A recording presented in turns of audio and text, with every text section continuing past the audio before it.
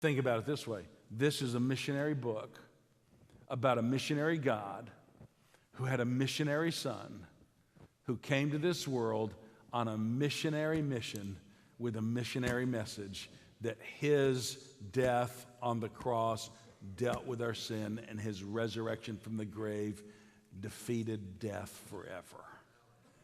Now, if you don't ever get outside, and today we're going to challenge you to talk to Pastor Greg about what God's doing through our missions program, and it would be good for some of you to save your money and to go on a missions trip and see what God is doing.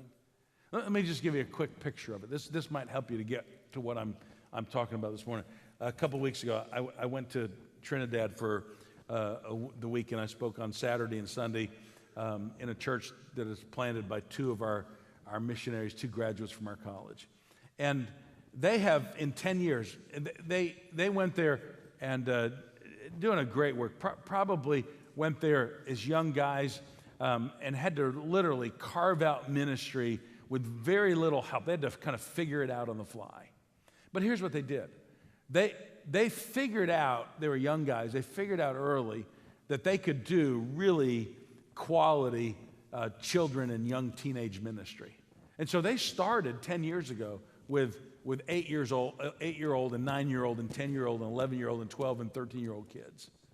And now they have a church full of young adults. And by the way, if you go someplace and start reaching kids, you stay there long enough, those kids grow up. And those kids become leaders.